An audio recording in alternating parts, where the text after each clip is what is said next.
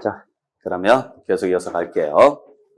자, 우리가 이제 소득세의 흐름에 대해서 말씀을 드렸죠? 그러면 지금부터는 소득세에 대한 특징에 대해서 몇 가지 좀 정의를 좀 해볼게요.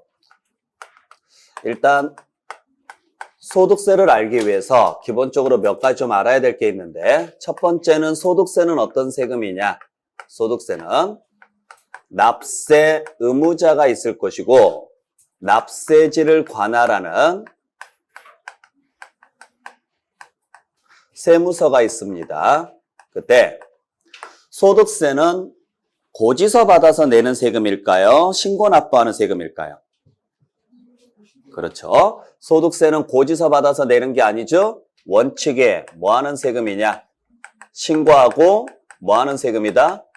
납부하는 세금이다. 왜 신고 납부를 해야 되는지 아시겠죠? 네. 즉 다시 말해서 매년 벌어들인 수입하고 비용이, 수입도 다르고 비용도 다르니까 그건 누구만 안다? 본인만 안다. 그러니까 내가 얼마를 벌었고 얼마를 썼는지를 뭐 해달라는 거예요? 신고해 주세요. 단 신고 납부를 하지 않게 되면은 어쩔 수 없이 세무서에서 뭐 할 것이다? 결정을 해서 고지서 보내줄 것입니다. 라는 이야기죠.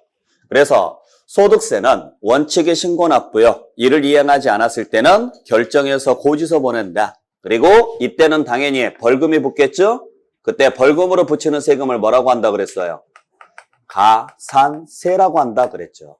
모든 소득세는 다 마찬가지예요. 종합소득세, 퇴직소득세, 양도소득세 다 똑같다는 이야기예요. 그러면 이때 납세무자가 누구냐라는 이야기인데, 당연히 소득세 납세무자는 누구냐면 개인입니다. 근데 개인은 두 종류로 나누어요. 한 사람은 거주자라는 사람이 한 사람이 있고 또 한 사람은 비거주자라는 사람이 있습니다. 자, 이 사람들을 우리가 구분해낼 줄 아는 게 지금 중요한데, 자, 거주자, 비거주자로 나누는 이유가 있어요. 소득이라는 게 꼭 국내에서만 발생하라는 법은 없죠. 외국에서도 돈을 벌 수 있어요, 없어요? 있다라는 거예요. 그랬을 때 어디까지 과세를 할 겁니까? 이 문제가 생겨요. 그때 우리 땅에서 벌어들인 돈은 당연히 세금 내야 돼요, 안 내야 돼요? 내는 건 당연합니다. 문제는 외국에서 번 돈에 대해서 우리나라의 세금을 낼 거냐 말 거냐의 문제예요. 거주자가 되면 내야 된다. 대신 비거주자가 비거주자가 벌어들인 소득은 낼 필요가 없습니다. 그래서 거주자가 되면 국내뿐만 아니라 국외 소득에 대해서 다 우리나라에 세금 내셔야 되고, 비거주자가 되면 무슨 소득에 대해서만 내면 돼요? 국내 소득에 대해서만 내면 되는 거예요. 그러면 이때 비거주자라는 사람은 누구를 이야기하느냐? 거주자 외유자를 우리는 비거주자라 그래요. 그러니까 누구만 찾아내면 돼요? 거주자만 찾아내면 돼요. 그리고 거주자가 아닌 나머지 사람은 다 뭘로 처리하면 돼요? 비거주자로 처리하면 되죠. 그때 거주자란 누구를 이야기하느냐면 국내에 주소를 두거나 또는 183일 이상 국내에 거소를 둔 개인을 말한다. 이렇게 이야기를 해요. 자, 정확하게 외우시기 바랍니다. 국내에 뭐가 있거나 주소가 있거나 국내에 뭐가 있거나 거소가 있거나. 그래서 또는이에요. 두거나 이러니까 또는이라고요. 또는. 아셨죠? 그래서 거소할 때 거자하고 주소할 때 주자 묶어서 거주자라 그래요. 아시겠나요? 이때 183일은 어디를 판단할 때 필요하냐? 거소를 판단할 때만 필요한 거예요. 잘 보시길 바라요. 그래서 국내에 뭐가 있거나 주소를 두거나 또는요 183일 이상 거소를 둔 자를 거주자라고 합니다. 그러면 이 사람을 제외한 나머지 사람은 다 뭐가 된다? 비거주자가 된다는 이야기인데, 자, 여기서 몇 가지 주의해야 될 게 있어요. 첫 번째는 눈 씻고 찾아봐도 국적이라는 말이 있어요, 없어요? 없다라는 거죠. 그러니까 당신은 대한민국 사람입니까 아닙니까를 판단을 할 때 국적 가지고 판단하는 게 아니라는 거예요. 쉽게 말해서 장부를 보지 말아라. 그러면 뭘 보고 판단할 거냐? 사실관계를 가지고 판단해라 이야기예요. 진짜 대한민국에 살면 거주자고 대한민국에 살지 않으면 비거주자인 거예요. 아시겠어요? 여러분들 참고로 대한민국 국적이 있느냐 없느냐를 가지고 판단할 때는 뭐라고 표현하는지 아세요? 보통 외국 사람을 뭐라 그래요? 우리가 흔히 이야기할 때 외국 사람을. 그러면 우리나라 사람을. 그렇죠. 그러니까 우리나라 사람을 보통 내국인이라고 하고 외국 사람을 보통 뭐라 그래요? 외국인이라고 하는데 저는 여기에다가 내국인, 외국인이라는 말 안 썼죠? 뭘 썼어요? 거주자, 비거주자라는 말을 썼단 말이에요. 그죠? 결국에는 몇 명이 존재한다는 이야기느냐면 4명이 존재한다는 이야기예요. 내국인 거주자가 있고 내국인 비거주자가 있고 외국인 거주자가 있고 외국인 비거주자가 있고요. 그때 국적을 보고 판단할 때는 이렇게 판단한다면 사실관계를 보고 판단할 때는 이걸로 따진다 이야기예요. 우리한테 필요한 건 이거라고요. 그러니까 내국인입니까 외국인입니까가 중요한 게 아니라 진짜 우리나라에 살아요 안 살아요? 우리나라에 국적이 있든 없든 우리나라에 살고 있으면 뭐라고 하고? 거주자고. 우리나라에 살지 않으면 비거주자가 되는 거고. 여러분들은 대한민국 국적이 있어요 없어요? 대한민국에 살아요 안 살아요? 그러니까 여러분들은 내국인 거주자죠. 근데 대한민국 국적 없이 우리나라에 사는 사람 있어요 없어요? 있죠. 흔히 말하는 외국인 근로자들. 그죠? 그러니까 외국인은 외국인인데 우리나라에 머물면서요. 계속 살고 있는 사람들 있죠. 그분들도 거주자예요. 반대로 자 내국인이지만은 비거주자도 있죠. 해외 동포라고 우리 흔히 이야기하는 사람들. 그분들 중에서는 대한민국 국적 포기한 사람도 있지만 국적을 그대로 유지하면서 외국에 사는 사람들도 있어요. 그죠? 우리 스포츠 선수 같은 경우에도 대부분 그런 경우 많이 있죠. 해외에 나가가지고 운동하는 선수들. 그런 사람들도 다 마찬가지죠. 그때 우리는 그 사람이 내국인인지 외국인인지가 중요한 게 아니다. 거주자인지 아닌지만 따지면 된다. 그래서 내가 거주자에 해당한다면 당연히 어디에서 살 거니까? 우리나라에 살 거 아니에요. 그러면은 주로 소득도 대부분 어디에서 발생해요? 그렇죠. 우리나라에서 발생하겠죠. 근데 만에 하나 외국에서 돈을 번 게 있다고 하더라도 어차피 살기를 어디에서 사니까? 우리나라에 사니까 세금 내라고요. 그래서 국내뿐만 아니라 국외에 대해서도 다 세금 내라는 이야기예요. 대신 우리나라에 살지 않을 사람이에요. 잠깐 우리나라에 스쳐 지나가는 사람이에요. 그런 사람이라면 굳이 세금 낼 필요가 없죠. 다만 우리 땅에서 번 돈은 세금 내고 나가라고요. 여기서 돈을 벌었으니까 세금 내고 나가야 되겠죠? 먹튀하지 말란 이야기예요. 그래서 국내에서 벌어들인 돈에 대해서는 무조건 세금 다 내십시오. 하지만 외국에서 벌어들인 돈에 대해서까지 우리나라의 세금을 내는 사람은 당신이 거주자면 내셔야 됩니다. 이야기예요. 굉장히 중요한 관점이죠. 아시겠죠? 그러면 이 사람이 내국인, 거주자인지 아닌지는 어떻게 따지느냐? 제일 먼저 뭐부터 물어봐요? 대한민국에 주소가 있습니까? 없습니까?부터 물어봐요. 그래서 대한민국에 주소가 있습니다. 자, 현재 우리나라에 살고 있는 사람들 있죠? 우리나라에 있는 사람. 그죠? 정확히 몇 명인지는 몰라도 그래도 대부분은 알죠? 몰래 미리고 간 사람도 있을 거 아니에요. 그런 사람들이 확인이 안 되겠지만 그 외에 나머지 사람들은 다 알잖아요. 그러면 대한민국에 사는 사람들한테 다 한 사람씩 물어보는 거예요. 주소가 있어요? 없어요?부터 물어봐요.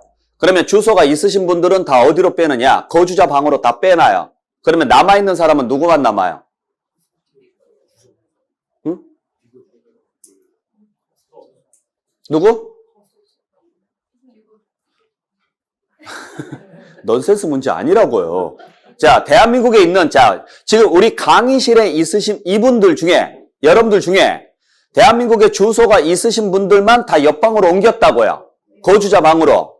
그러면 여기 남으신 분은? 그래요. 주소가 없는 분이지 비거주자가 아니에요. 아셨죠? 자, 그러면 이제 주소가 없으신 분들 남았죠?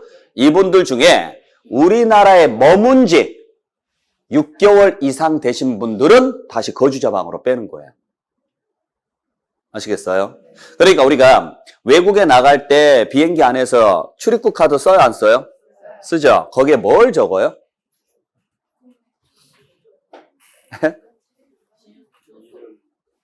주소를 적어요? 뭘 적어요? 물론 주소 적는 칸도 있죠. 예. 뭘 적어요? 입국 카드 쓸 때. 이름 적고. 생년월일을 적어요? 그죠? 머무는 장소 적고, 여권번호 적고, 체류 기간을 적어요. 그죠? 왜 머무는 장소를 적어야 되는지 아세요? 사고 났을 때 이 사람 찾아야 될 거 아니에요. 그러니까 당신이 이 나라에 왜 들어왔으며, 이 나라에 들어와서 며칠간 머무를 것이며, 머물 때 주로 어디에 머물겠습니까? 어디 여행사를 통해서 왔다 그러면 어디 호텔, 뭐 이런 것들 나올 거 아니에요. 아니면은 그냥 개인차 넘어왔다 그러면은 누구누구네 집, 어디 주소, 이런 거 적는단 말이에요. 그렇게 적어서 들어와요. 외국인들도 우리나라에 들어올 때. 그 중에서 여행차 들어오신 분들은 상관없죠. 며칠 있다 나갈 거니까. 그분들 빼고 우리나라에 장기간 체류하는 사람들 있죠? 183일이면 6개월이에요. 1년 365를 2로 나누면 어떻게 돼요? 182.5일이에요. 그죠? 365일이니까 182.5일이죠. 반올림해서 183일이에요. 그러니까 6개월 넘으신 분들, 자, 거주자 방으로 빠지세요. 그러면 이제 거주자 다 빠졌죠? 이제 남아있으신 분들은 비거주자입니다. 이렇게 규정하는 거죠. 아시겠나요? 네. 그래서 이게 실무에 나가면은요, 굉장히 중요하게 지금 작용하는 것 중에 하나예요. 굉장히. 그러니까 이런 경우가 있었죠. 예전에 한번 그 뉴스에서 한번 나왔는데 혹시 기억나실지 모르겠어요. 선박왕? 갑자기 이름이 생각이 안 나는데. 우리나라 사람 출신으로서 선박왕이라는 사람, 선박 가지고 돈 엄청 버신 분도 있어요. 아세요? 뉴스에서 한번 나왔는데. 그러니까 선박이 돈이 엄청나게 되죠. 그죠? 그러니까 선박회사가 소유하는 거 아니에요. 선박회사가 소유하고 있는 선박이 있지만은 선박회사는 따지고 보면 중개업자하고 똑같은 거예요. 선박을 가진 사람을 보통 누구라 그래요? 선주라 그래요, 선주. 그러니까 선박을 가지고 있는 사람들하고 조인을 시켜서 회사가 수출을 하려고 하는데 물건을 컨테이너 박스를 싣고 가야 됩니다. 알겠습니다. 그러면 저희가 몇 톤짜리 배를 구해서 대놓을 테니까 어쩌고저쩌고 하겠습니다. 이렇게 했을 때 선박 하루 대여료가요, 어마어마해요. 하루가. 그러니까 중간에 가서 예를 들어서 예전에 미생에서도 한번 나왔었는데 태풍을 만났거나 또는 무슨 일이 생겨가지고 뭐 배에 빵꾸가 났다거나 이래가지고 그거 수리하는데 머물잖아요. 그때 그 머무는 기간 동안에 발생하는 그 임대료가 있잖아요. 엄청나기 때문에 최대한 빨리 수리를 해서 빨리 움직이는 게 상책이에요. 이게요. 집하고는 비교가 안 돼요. 하루에 뭐 몇 천만 원씩이에요. 임대료가.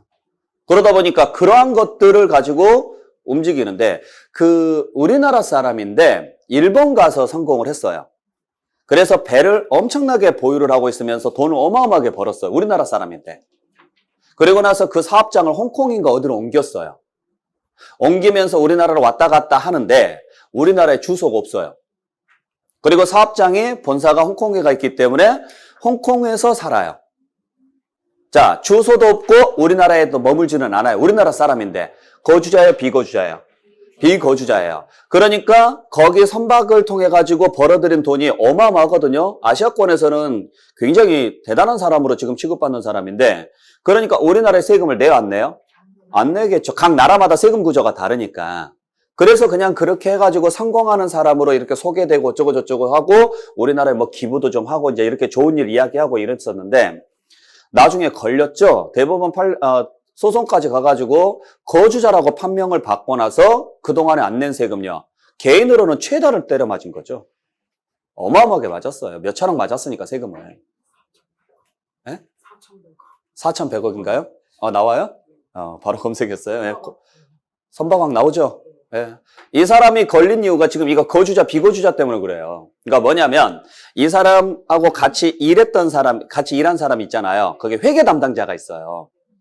이 회계 담당자가 같이 있는데 둘이 뭔가 때문에 틀어졌어요.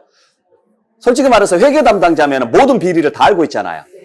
그래서 이게 둘 사이에 뭐 때문인가 몰라도 틀어져가지고 얘가 너 한번 죽어봐라 해서 그동안에 모아놓은 자료를 다 찔러버린 거예요. 근데 뭐냐면 이 사람이 실제로 우리나라에 왔다 갔다 하는데 비거주자가 되려면 우리나라에 일단 주소는 없애면 되죠. 그 다음에 머문 기간이 6개월 이상만 아니면 돼요.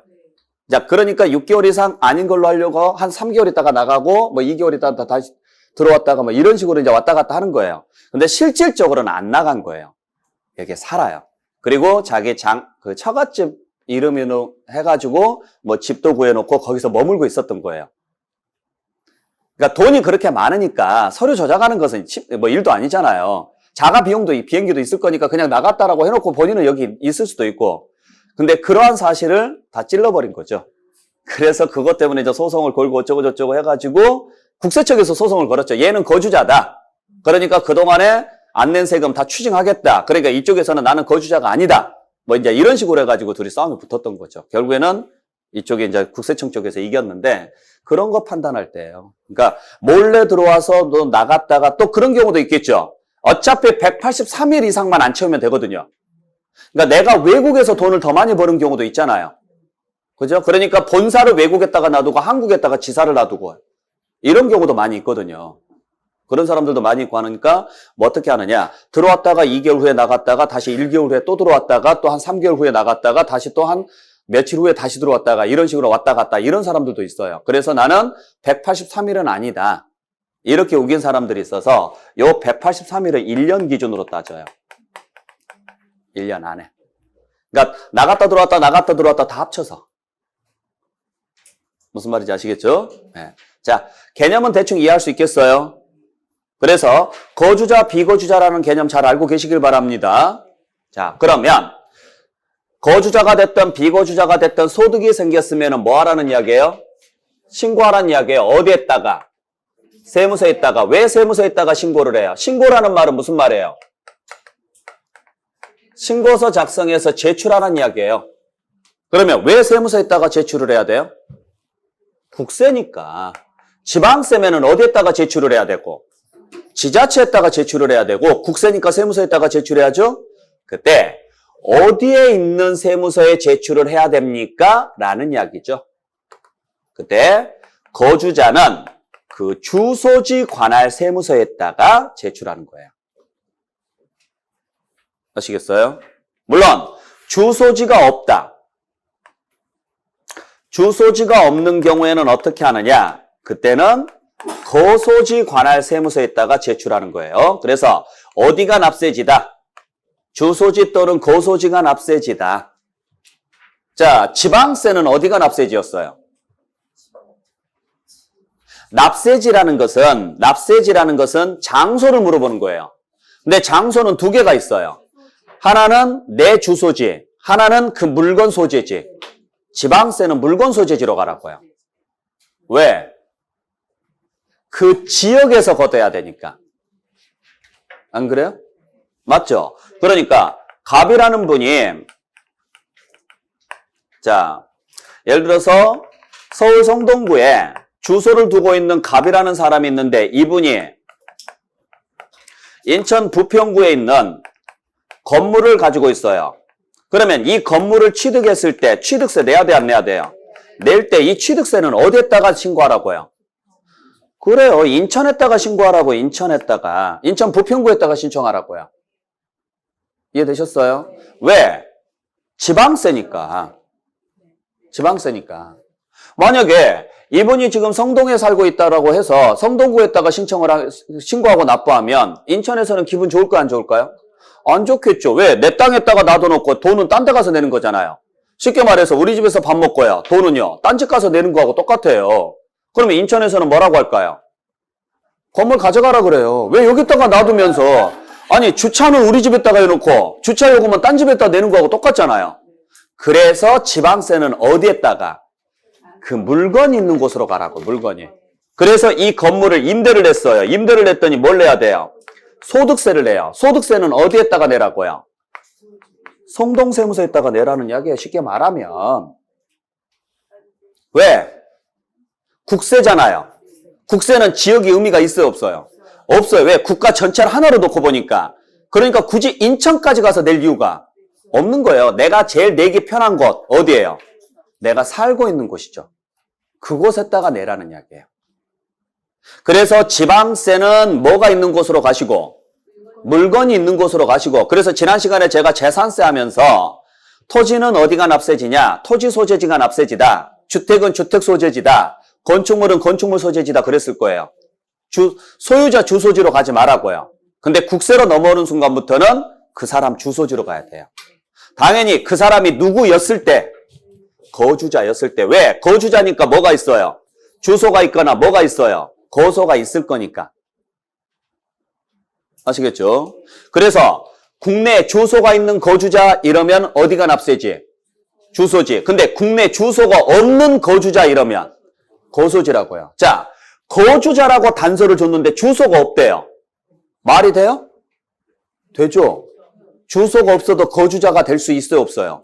있죠. 그러면은 뭐라고 생각해야 돼요? 주소가 없으니까 물건 있는 데로 가야지? 이런 생각하시면 안 돼요. 주소가 없는데 거주자라고 나왔네? 아, 거소지가 있었겠구나. 머무는 장소. 아셨죠? 그래서 여러분들 국내 주소가 있는 사람들은 주민등록증이 나오거든요. 국내 주소가 없이 6개월 이상 머무신 분들 있죠? 그분들은 거소증이라는 게 나와요. 주민등록증하고 비슷한 거. 아셨어요? 거기에 뭘 적느냐면 주로 머무는 장소를 적어요. 그곳이 납세지예요. 그곳이. 그러면 비거주자는 국내 주소도 없고 또 183일 이상 머물지도 않았다는 이야기죠. 이분들은 왜 우리나라에 왜 들어왔을까요? 두 종류죠. 한 사람은 놀려고, 또 한 사람은 돈 벌려고. 둘 중에 하나잖아요. 여러분들이 외국에 나가는 이유는 뭐 때문에 나가요?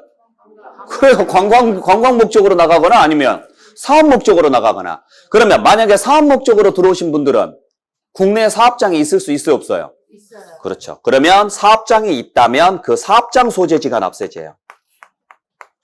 근데 사업장 없이 들어왔다. 그러면 소득이 발생하는 장소로 가는 거예요.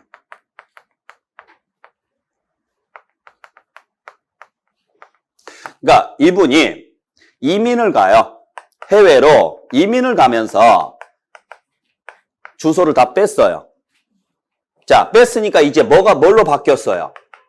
비거주자로 바뀌었죠? 근데 이 건물은 그대로 유지하면서 임대를 낸 거예요. 계속 임대 수입은 생겨요. 그러면 우리나라에서 소득이 생겼으니까 세금 내야 돼, 안 내야 돼요? 낼 때 주소가 없는 비거주자잖아요. 거주자가 아니고 비거주자가 됐으면 이제는 어디로? 인천 세무서에다가 내라 이거예요. 왜? 소득이 발생하는 장소가 인천이니까. 이런 식으로 간다라는 이야기죠. 그래서 주소지나 거소지라는 말은 오직 누구한테만 쓰는 표현이다? 거주자한테만 쓰는 표현이다라는 사실 꼭 기억을 해주시길 부탁드릴게요. 정확히 아셔야 돼요. 비거주자한테는 주소지나 거소지라는 말을 쓰면 돼요, 안 돼요? 절대로 안 돼요. 그래서 여러분들 교재 보시면 305페이지에 제일 밑에 보세요. 양가로 1번에 거주자 나와 있죠? 의에서 보시면 첫 번째 줄 맨 끝에 305페이지 제일 밑에 자, 거주자 의에서 첫 번째 줄 맨 끝에 보시면 국내에 뭘 두거나 주소를 두거나 183일 이상 뭘 둔 자? 거소를 둔 개인을 말한다. 이 사람을 누구라고 한다? 거주자라고 한다고요. 거주자. 그러면 다음 장에 넘겨서 동그라미 2번에 자, 납세무는 어떻게 되느냐? 거주자에게는 소득세법에서 규정하는 모든 소득에 대해서 과세한다.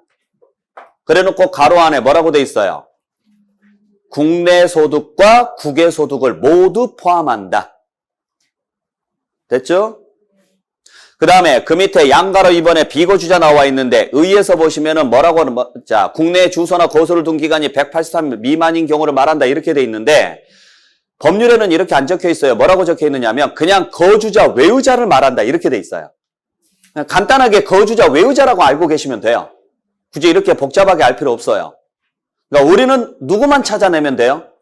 거주자만 찾아내면 되고 이 사람이 거주자 요건에 해당하지 않으면 그냥 비거주자인 거예요. 단순하게 가면 돼요. 그리고 납세무를 보면은요. 비거주자는 어디에 대해서만? 국내 소득에 대해서만. 국내.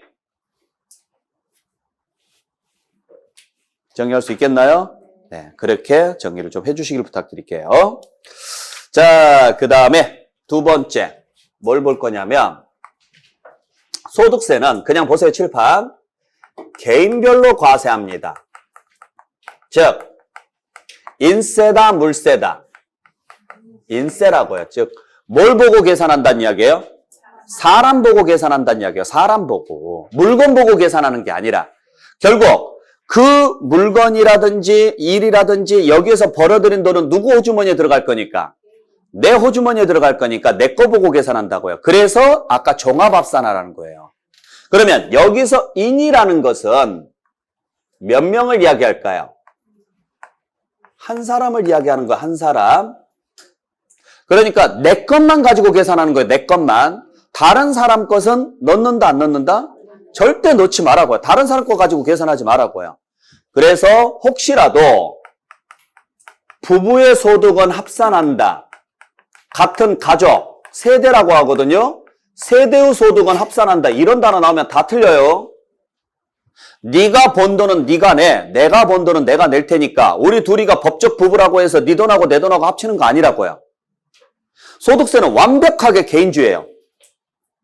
네 건 네가 내, 내 건 내가 낼 테니까. 아셨죠? 이게 제일 깔끔하잖아요. 안 그래요? 그래요. 이게 제일 깔끔한 거예요. 그래서 네가 번 돈은 네가 내, 내가 번 돈은 내가 낼 테니까. 그래서 뭐별로 과세한다? 인별로. 그러다 보니까 다른 사람 소득에 대해서 내가 같이 내주는 경우 있다 없다? 없어요. 그래서 무슨 납세무가 없느냐? 연대 납세무가 없습니다. 여기는 안 나와 있으니까 일단 그렇게 알고 계시라고요. 자, 그 다음에 세 번째, 소득세는 어떻게 과세하느냐면 기간별로 과세하는 세금이에요. 기간별. 자, 뭐별로 과세한다? 기간별로. 그래서 우리가 처음에 납세무 성립시기 혹시 기억나세요? 소득세는 언제 납세무가 성립한다 그랬어요?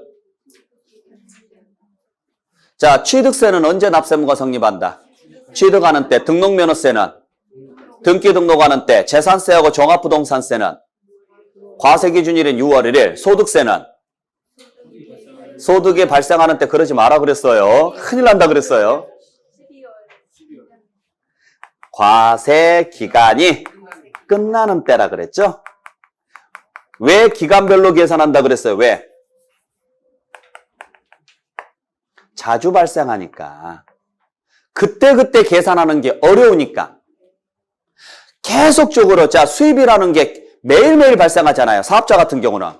비용도 매일매일 발생하죠? 그걸 그때그때마다 계산하는 건 쉬워요, 어려워요? 어려워요. 그래서 일정 기간을 모아서 계산하자고요. 그래서 기간이 뭐가 되면? 끝나면 그때 정산합시다. 이렇게 가는 거죠. 여기서 기간이라는 것은 언제를 이야기하느냐면 1월 1일부터 12월 31일을 이야기해요. 그래서 소득세는 무조건 1월 1일부터 언제 것까지만? 12월 31일까지 딱 기간별로 끊어서 계산하자고요. 1년이라고 하지 마세요. 왜냐면 1년하고 1월 1일부터 12월 31일하고는 엄연히 의미가 달라요. 1년은 5월 1일부터 다음 연도 4월 30일도 1년이에요.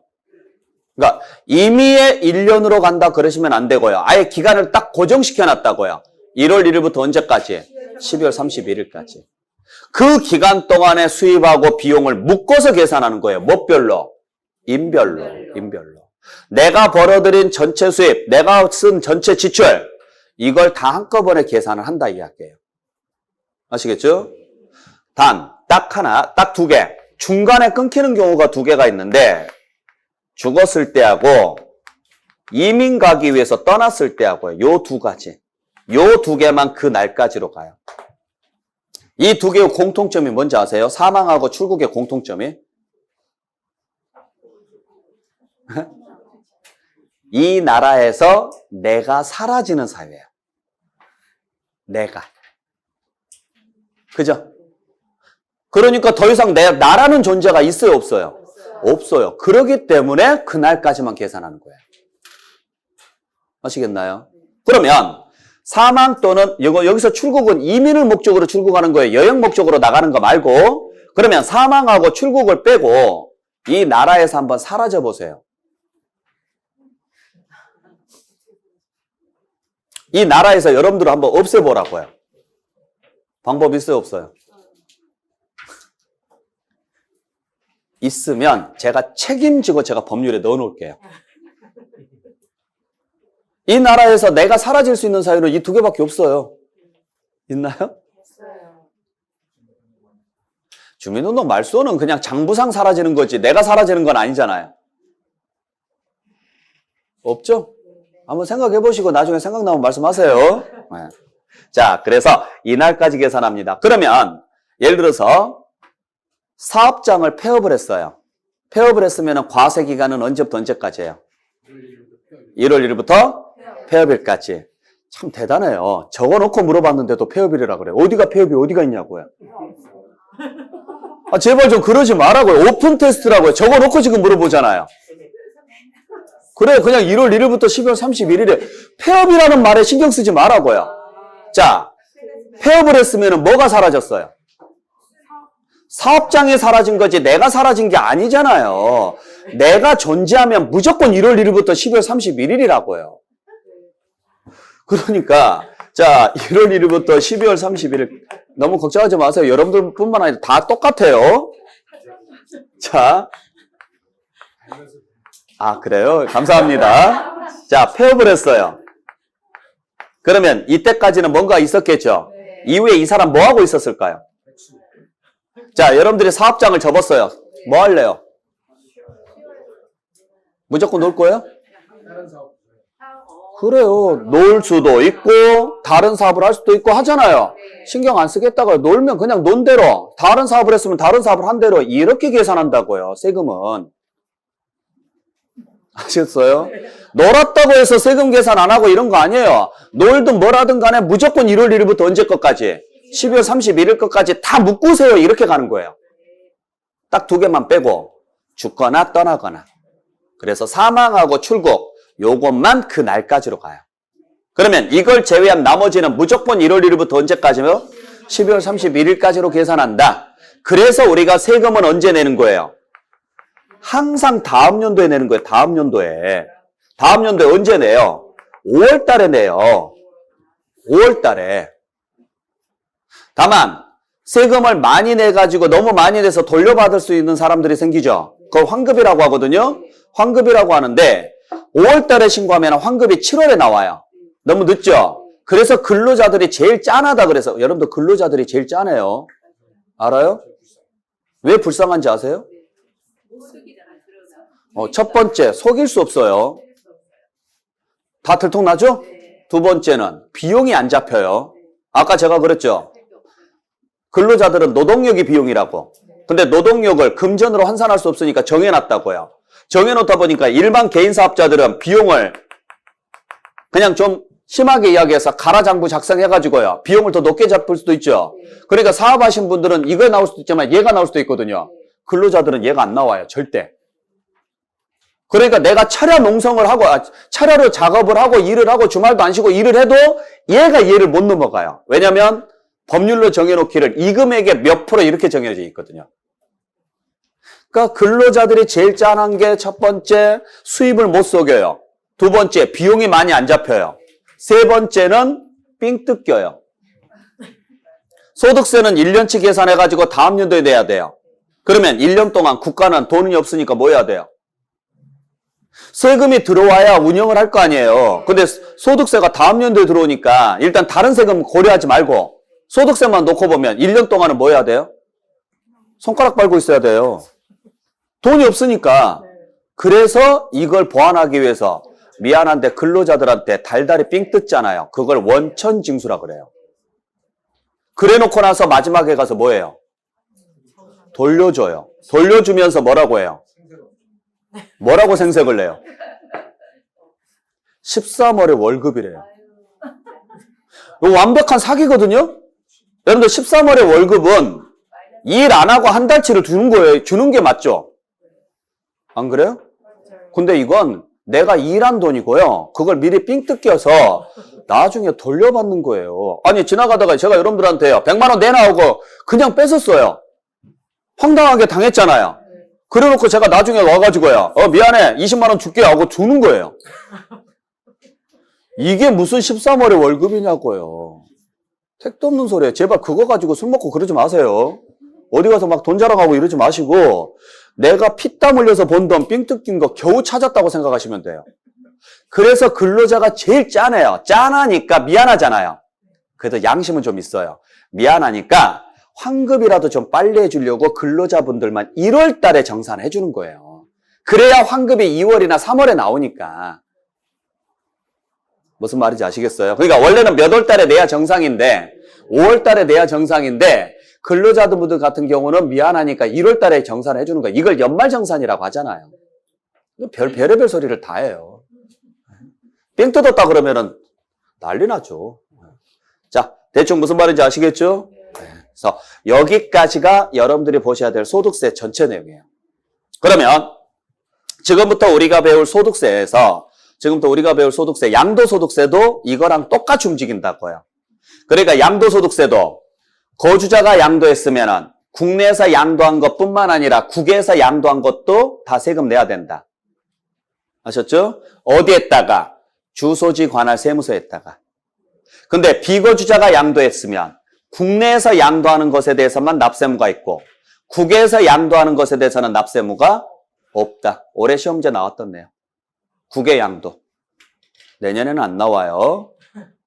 안 나오고 자세히는 안 나오고 아마 기본적인 것만 물어볼 거예요. 납세무 있냐 없냐 정도로만. 왜냐면 올해 국외 양도에 대해서 자세히 물어봤거든요. 한 번 나오면 그 다음에는 거의 안 나오는 게 통설이에요. 근데 그래도 기본적인 것은 설명을 해드릴 테니까 그냥 그렇게 알고 계시고. 그리고 비거주자가 국내에 있는 부동산을 양도했으면 어디에다가 신고해야 되느냐. 사업장이 있으신 분들은 그 사업장 소재지 세무서에다가, 사업장이 없으면은 그 물건이 있는 곳, 소득이 발생하는 장소라는 것은 그 물건이 있는 곳이잖아요. 그곳을 관할하는 세무서에다가 신고하는 거예요. 왜? 비거주자는 주소지나 거소지가 있다 없다? 없으니까. 두 번째, 양도소득세도 뭐별로 계산한다? 인별로 계산하고 기간별로 계산한다. 그래서 여러분들께서 부동산을 같은 기간 내에 두 개를 팔았다 그러면 두 개 합쳐서 계산하는 거예요. 알아요? 네. 하나의 물건을 공동명의로 했다 그러면 쪼개서 계산하는 거예요. 그러면 소득세는 누진세라 그랬죠. 누진세는 금액이 모이면 세금이 엄청나게 많아지고 금액이 분산되면 그만큼 세금이 어마어마하게 줄어든다 그랬죠. 그러면 우리의 입장에서는 세금을 덜 내는 게 좋잖아요. 그러니까 금액을 분산시키라고요. 그 분산시킬 때 가장 많이 쓰는 방식 공동명의 하십시오. 그러면은 인별로 쪼개지니까 금액 분산됐죠? 같은 기간 내에 두 개 이상 팔지 마세요. 이야기가 나와요. 항상. 그러니까 9월 달에 하나 팔고 12월 달에 하나 파는 건 바보 같은 짓이라고요. 9월 달에 하나 팔았으면 나머지 하나는요. 1월 달에 파시라고요. 같은 기간이 아니면 합산이 안 되니까. 근데 9월 달에 판 게 마이너스다. 그러면은 같은 해 팔아야죠. 나머지 하나는. 그래야 마이너스하고 플러스가 뭐가 돼서 합쳐지니까 그만큼 소득이 낮아지면서 세금을 줄이는 거죠. 그게 이 논리에서 나오는 거예요. 양도소득세 환급이 있어요, 없어요? 있어요. 왜 없기는 왜 없어요? 그러니까 이걸 모르시니까 여러분들께서 환급을 받는지 모르는 거예요. 그러니까 예를 들어서 4월 달에 건물을 하나 팔았어요. 건물을 팔았는데 뭐가 나왔느냐? 소득이 나온 거예요. 4천만 원이. 그래서 세금을 냈어요. 얼마인가 냈죠? 자, 그리고 나서 9월 달에 또 하나 토지를 팔았는데, 예를 들어서 아파트를 하나 팔았어요. 근데 여기에서는 마이너스, 예를 들어서 3천만 원이 나온 거예요. 3천만 원이. 그러니까 예를 들어서, 자, 5천만 원이었다. 그러면은 약 678만 원 정도 세금 나오거든요? 냈어요. 근데 마이너스 3천이 나온 거예요. 그러면은 손해보고 팔았죠? 세금 안 내고 끝내요. 그리고 잊어버리고 지나가요. 안 그래요. 같은 애니까 합쳐요. 얼마예요? 2천이죠? 2천이면 192만 원 나오거든요? 근데 얼마 냈어요? 그러면 678만 원을 뺀 나머지 금액 마이너스 남죠? 이거 돌려받으라고요, 제발. 왜 안 받냐고, 이걸. 안 받은 분들 엄청 많아요, 이거. 그러니까 플러스가 나오면 세금 내고 마이너스가 나오면 안 내고 딱 이렇게만 알아요. 기간별이라는 생각을 안 하니까 그래. 이걸 모르니까. 아시겠죠? 그러니까 간단해요. 어려운 내용이 아니에요. 이 정도는 알고 있으라는 이야기죠. 그래서 예를 들어서 마이너스 날 것 같다. 내가 손해보고 팔 것 같은 재산이 있다 그러면 언제 팔까요? 물어보면요. 아무 때나 파세요예요. 왜? 세금 나와요? 안 나와요?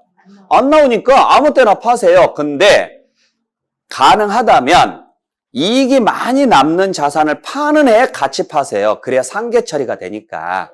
할 수 있으면 그렇게 하시라는 이야기죠. 그게 여기서 나오는 이야기예요. 여기서. 그러니까 기간이라는 말하고 인이라는 말은 중요해요? 안 중요해요? 엄청나게 중요한 거죠. 이해하시겠어요? 네, 잘 기억하시길 바랍니다. 자, 그래서 여기까지 여러분들이 보시면 되는데 이 내용은 여러분들 309페이지에 나와 있어요. 요 과세기간은. 309페이지에 보시면은 5번에 과세기간 나와 있죠. 거기에 원칙에서요. 두 번째 줄에 보면은 1월 1일부터 언제까지라고 돼 있어요? 12월 31일까지라고 돼 있죠. 근데 양가로 2번에 예외해서 제일 밑에 보시면은 동그라미 1번, 2번 두 개 나와 있죠? 동그라미 1번은 끝에 1월 1일부터 사망일, 동그라미 2번은 1월 1일부터 출국일.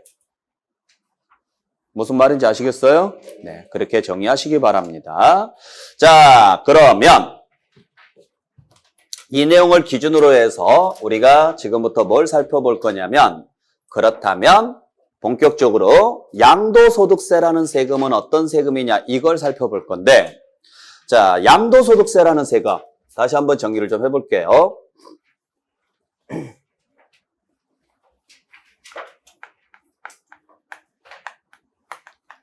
양도소득세라는 세금은 어떤 세금이냐? 자, 소득세입니다. 소득세니까 누가 팔아야 돼요? 개인이 팔아야 돼요. 개인이 법률에 의해서 열거된 부동산 등을 뭐 했을 때? 사실상 양도했을 때 발생하는 소득, 이 소득을 무슨 소득이라고 하고? 양도소득이라고 하고, 이 소득에 대해서 내는 세금이 바로 무슨 세금이다?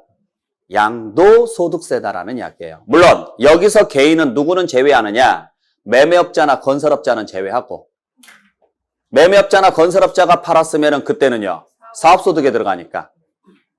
그래서 양도에서 나오는 소득에 대해서 내는 세금이 양도소득세인데, 소득이 발생했다고 해서 무조건 내는 게 아니라 비과세 요건에 해당하면 세금 안 내요. 그러면 비과세 요건에 해당하는 경우를 제외한 나머지는 양도소득세를 뭐 해서?